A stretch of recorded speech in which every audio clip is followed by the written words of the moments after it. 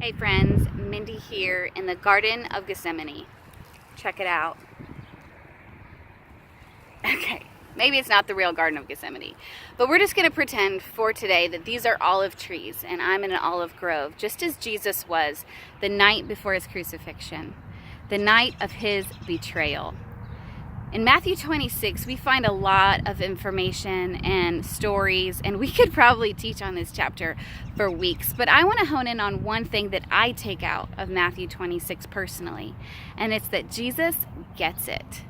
Whatever you're dealing with, whatever you're going through, maybe you feel alone right now, maybe you feel betrayed, maybe you feel like nobody cares, maybe you feel hated or rejected, and Jesus gets it. In this chapter, we see Jesus betrayed by Judas Iscariot, who was one of his disciples. We see him mocked. We see him arrested. We see him hated by the religious leaders of his day. And we see him denied by his best friend, Peter. Not only that, but in this Garden of Gethsemane, we see Jesus left alone in his darkest hour. He goes to this olive grove and he asks his closest disciples, "Can you just stay awake with me tonight while I pray?"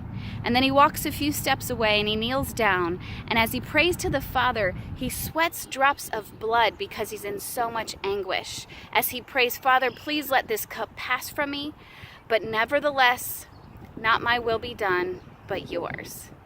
And he gets up from this prayer and he finds his friends asleep. They couldn't even stay awake with him. Can you imagine? Maybe you can. Maybe you've been alone in your darkest hour. Maybe you felt like nobody cares. Maybe you felt abandoned or rejected or like people turned their back on you when you needed them most. I can't imagine.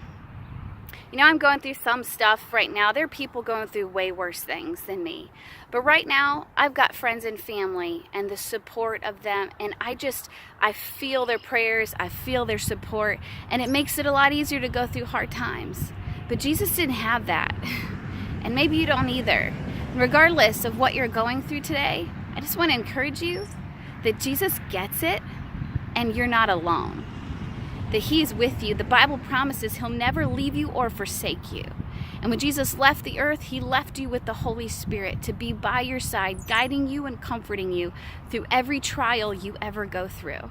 So today, friend, rest assured, there's somebody who understands, and he's willing to stay awake for you every hour of every day.